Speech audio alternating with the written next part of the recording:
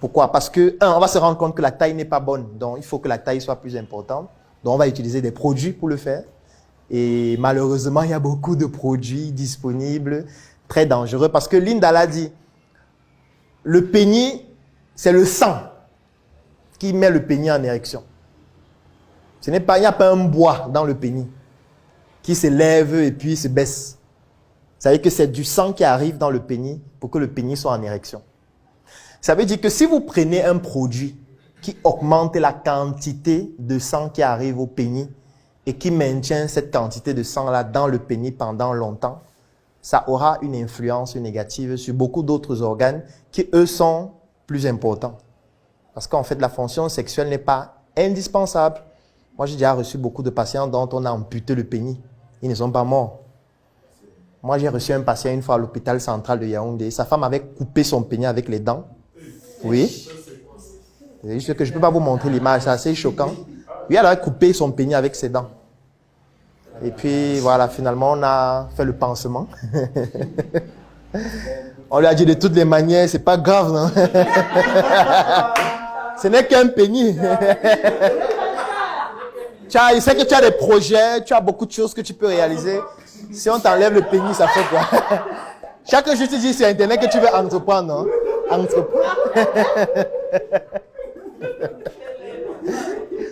Oui, parce que l'organisme, en fait, a des organes qui sont nobles, qui sont plus importants, donc qui doivent être plus vascularisés que les autres. C'est le cerveau, par exemple, c'est le cœur, c'est le foie, ce sont les reins. Il y a des organes qui sont plus importants que le pénis. Donc, imagine-toi si tu prives tous ces organes-là du sang. Parce que le sang circule, en fait. Le sang ne doit pas rester stagnant à un endroit. C'est un peu comme si le sang arrive au niveau de ta cuisse et ça reste au niveau de ta cuisse. Ce qui va se passer, c'est quoi? C'est que ça va commencer à se coaguler. Et quand ça se coagule, qu'est-ce qui se passe? Ça forme des caillots, ça devient dur. Quand ça devient dur, il y a certaines parties dures qui quittent, ce qu'on appelle des caillots. Et quand ça quitte, ça commence à se balader dans ton corps, ça se balade, ça se balade, ça se balade. Tant que les vaisseaux sont importants et gros, ça va. Mais si ça arrive dans un endroit où le vaisseau est petit, comme au niveau de tes poumons, qu'est-ce qui se passe? Ça bouche. Et quand ça bouche, on appelle ça quoi en médecine? Une embolie pulmonaire. Si ça arrive au niveau du cerveau, ça entraîne un accident vasculaire cérébral qu'on va appeler un accident ischémique. Ischémique, ça veut dire que ça a bouché. Et quand ça bouche, ça fait que le sang ne peut plus passer. Et quand le sang ne peut plus passer, ça veut dire qu'après l'endroit qui est bouché là, il n'y a plus de sang. Et quand il n'y a plus de sang qui apporte les nutriments, qui apporte l'oxygène, qui enlève les déchets à travers les veines, qu'est-ce qui se passe? Les tissus là meurent. Et si ça meurt au niveau du cerveau, ça veut dire que tes neurones sont en train de mourir. Imagine-toi si c'était les neurones qui contrôlaient ton bras. Qu'est-ce qui se passe? Ça se paralyse. Ça va commencer d'abord par une parésie dont la force musculaire va baisser jusqu'au niveau où tu ne peux plus utiliser ton bras gauche. Si c'est au niveau du bras droit, ça se paralyse. Si c'est le pied droit, ça se paralyse. Si c'est le pied gauche, ça se paralyse. Si c'est ce qui contrôlait les deux mains, ça se paralyse. Si ce sont les deux pieds, ça se paralyse. Si ce sont les quatre, ça se paralyse. C'est ce qu'on appelle une tétraplégie. Ou alors, si ça a juste baissé de force musculaire, on appelle ça une tétraparésie. Une fois que j'ai dit ça, on comprend donc que, imagine donc que le sang reste dans ton pénis pendant longtemps. Parce que tu as pris un médicament, parce que tu as utilisé un produit qui prend le sang dans tes organes nobles pour aller stocker ça dans ton pénis. Parce que tu veux faire l'amour longtemps. Vous voyez ça? Vous ne voyez pas que c'est trop grave. C'est pour ça que tu meurs. Puisque le cerveau dit que je veux le sang.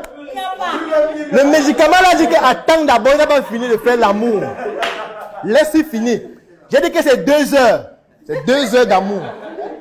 Donc le sang va rester dans ton pénis pendant 2 heures. Entre-temps, ton cerveau n'a pas de sang. Le foie n'a pas de sang. Les reins n'ont pas de sang à filtrer pour évacuer les déchets. La rate n'a pas de sang. Qu'est-ce qui se passe? Le cerveau dit que bon, comme tu as décidé que je ne dois plus avoir de sang pendant 2 heures, je vais donc arrêter de fonctionner pour un moment. Ça peut entraîner une syncope. Tu tombes, tu t'évanouis. Si ça dure encore longtemps, tu entres dans le coma. Le coma a plusieurs stades. Stade 1, stade 2, stade 3, stade 4. Après, à partir d'un moment, comme ton pénis est toujours en érection, là, le cerveau dit que bon, visiblement, tu n'as plus besoin de moi. Il s'arrête donc. Il s'arrête, il te dit que bonne soirée. De toute façon, bonne nuit. On va causer avec le Seigneur au paradis. Il te lâche et puis tu vas faire l'amour au paradis. Vous voyez que c'est grave, n'est-ce pas? Je déconseille formellement l'utilisation des produits aphrodisiaques si ce n'est pas formellement indiqué par un professionnel de santé pour résoudre un problème précis, identifié, diagnostiqué et contrôlé. Parce qu'on doit même contrôler son... La mission est simple. Voici une arme capable de changer le mindset du continent africain. Détruire l'obésité de l'inconsistance intellectuelle dans laquelle se cache le coffret VIP.